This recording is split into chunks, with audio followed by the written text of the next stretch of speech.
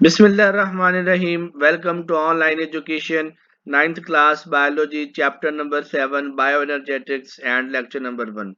आज के इस लेक्चर में हम देखेंगे कि जी बायोएनर्जेटिक्स क्या होती है, जानदारों में एनर्जी जो है वो किन किन फॉर्म्स में पाई जाती है, एनर्जी का क्या रिलेशनशिप है जानदारों में और ये किस तरह से एक फार्म में दूसरी फार्म में जो है वो तब्दील होती है। ये सब डिस्कस करेंगे हम आज के इस लेक्चर में। लेक्चर स्टार्ट करने से पहले ऐसे वो तमाम स्टूडेंट्स और व्यूअर्स जिन्होंने अभी तक हमारा ये चैनल ऑनलाइन एजुकेशन सब्सक्राइब नहीं किया, तो उनसे गुजारिश है कि हमारे ये चैनल ऑनलाइन एजुकेशन सब्सक्राइब करें, लाइक कमेंट और शेयर करें, प्रेस करें बेल आइकॉन को, ताकि आने वाली तमाम लेक्चर वीडियोस, जॉब्स इंफॉर्मेशन और एडमिशन अपडेट्स आप तक आसानी से पहुंचती रहें।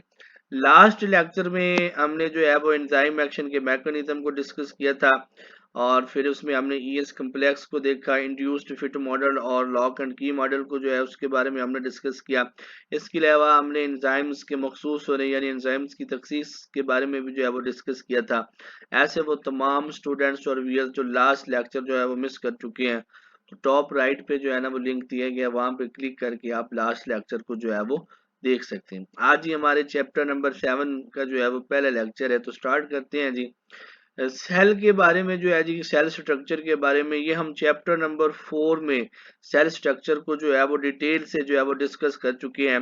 और एंजाइम्स का जो है वो सेल के अंदर जो अफ़ाल है इसको जो है वो हम चैप्टर नंबर 6 में जो है वो डिटेल्स के साथ जो है वो स्टडी कर चुके हैं।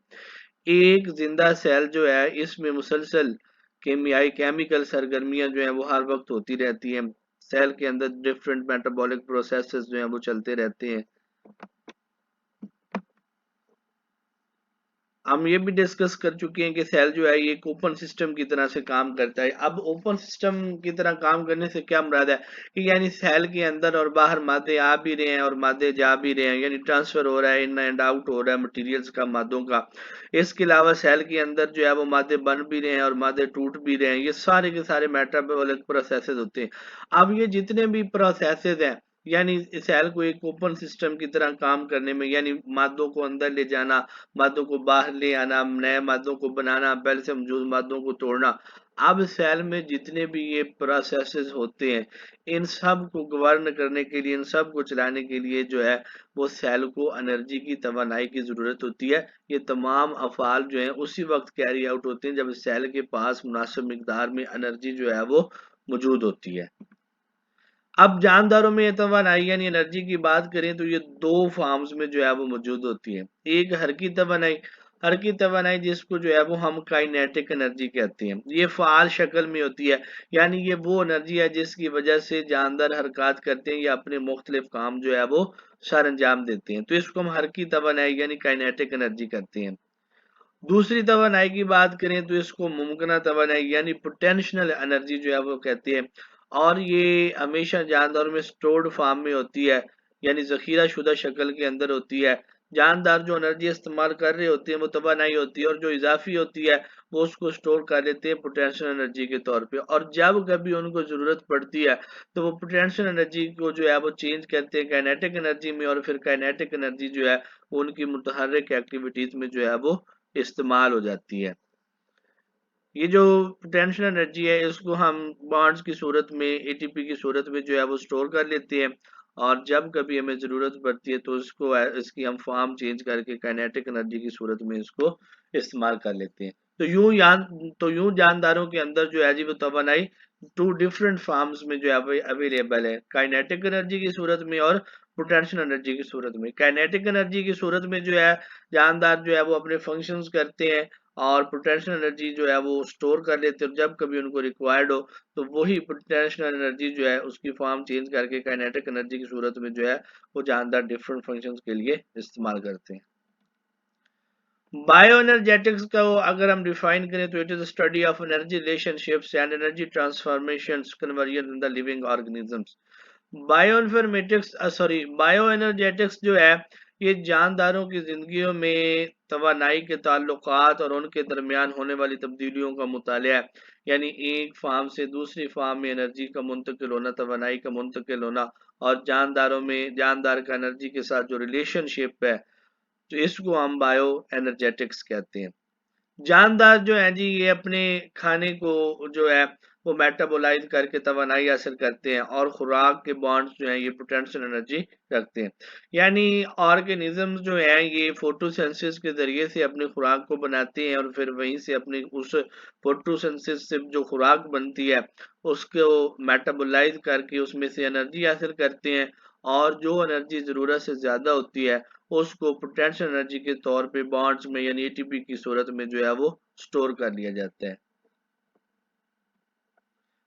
जब कभी ज़रूरत पड़ती है तो ये बॉन्ड्स जो है इनको हम तोड़ते हैं, और इनसे जो है वो एक बड़ी मिकदार में हरकी तवानाई यानी काइनेटिक एनर्जी जो है ना वो खारिज होती है, और कुछ एनर्जी जो हमें रिक्वायर्ड नहीं होती, इजाफी होती है, उसको जो है वो हम एटीपी के बॉन्ड्स की शक्ल में जो है वो स्टोर कर देते हैं, महफूज कर लेते हैं।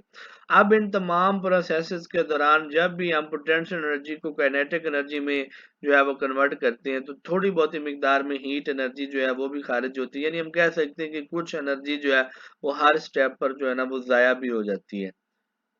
और ज़िंदगी के जितने भी फंक्शंस हैं उनको जो है वो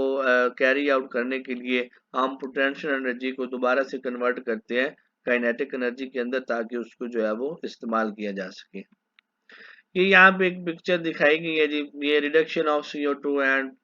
कार्बन, हाइड्रोजन, ऑक्सीजन, फूडस्टफ। अब ये फोटोसिंथेसिस के हवाले से जो है ना ये दिखाया गया है कि सूरज की रोशनी में जो है ये फोटोसिंथेसिस का अमल हो रहा है, और इसके नतीजे में खुराक जो बनी है उसकी oxidation of food stuff to release energy, उसको जो है उसकी ऑक्सीडेशन रिडक्शन रिएक्शंस में से उसको गुजारा गया है, जिसके नतीजे में जो है वो यहाँ पे एनर्जी हासिल की गई। अब ये देखें इस स्टेप पे भी हीट एनर्जी जो है वो खारिज हो रही है, यानी एनर्जी ज़ाया हो रही है, और यहाँ पे जो है एनर्जी को एटीपी की सूरत में हासिल किया जा रहा है,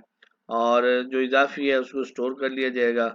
यहाँ पे भी जो स्टोर्ड एनर्जी थी उसको आगे वर्कआउट करने के लिए जो है transformation of energy stored in ATP to perform work, ATP की सूरत में जो हमने एनर्जी को रिजर्व किया था अब उसकी ज़रूरत पड़ गई है, तो उसको जो है वो अब मुख्तलिफ काम करने में जो है वो इस्तेमाल करेंगे। कहाँ पे जी? एक्टिव ट्रांसपोर्ट के अंदर इस्तेमाल करेंगे हम, उसके अलावा सेल मेंटेनेंस के अंदर इस्तेमाल करेंगे, केमिकल सेंसेस के अंदर जो है वो उसको इस्तेमाल करेंगे। अब यहाँ पे देखिए हर स्टेप पर, ईच स्टेप पर जो है ये हीट एनर्जी जो है ना वो ज़ाया हो रही है। तो यूं जैसे जैसे एनर्जी की कन्वर्जन होती है, ट्रांसफ्यूजन होती है, तो कुछ न कुछ मिकदार में हीट एनर्जी जो है वो लॉस होती है, ज़ाया होती है। पौधे और कुछ माइक्रो ऑर्गेनिज्म जैसे कि फोटोसिंथेटिक बैक्टीरिया है ये, और एल्गी है, ये कार्बन डाइऑक्साइड और पानी को जो है वो सूरज की रोशनी की मौजूदगी में इस्तेमाल करके अपनी खुराक बनाते हैं। इस अमल को आप जानते हैं हम फोटोसिंथेसिस कहते हैं। जबकि इसी तरीके से जानवर और फंजाई की बात करें या कुछ दूसरे माइक्रो ऑर्गेनिजम्स जो कि नॉन फोटोसिंथेटिक हैं, यानी नॉन फोटोसिंथेटिक बैक्टीरिया और प्रोटोजोआ वगैरह, ये अपनी खुराक खुद तो तैयार नहीं करते बल्कि ये तैयार शुदा खुराक को इस्तेमाल करते हैं जो पौधे बनाते हैं या पौधे की तरह के दूसरे जानवर, यानी जिस तरह से एल्गी है, तो ये अपनी खुराक खुद बनाते हैं, और इनको हम ऑटोट्रॉफ भी कहते हैं। और जानवर और फंजाई और दूसरे माइक्रो ऑर्गेनिज्म यानी नॉन फोटोसिंथेटिक बैक्टीरिया ये पौधे और एल्गी की बनी खुराक को जो है वो इस्तेमाल करते हैं। हमारे इस चैनल ऑनलाइन एजुकेशन को सब्सक्राइब करें, लाइक कमेंट और शेयर करें, प्रेस करें बेल आइकॉन को, ताकि आने वाली तमाम लेक्चर वीडियोस, जॉब्स इंफॉर्मेशन और एडमिशन अपडेट्स आप तक आसानी से पहुंचती रहें। शुक्रिया।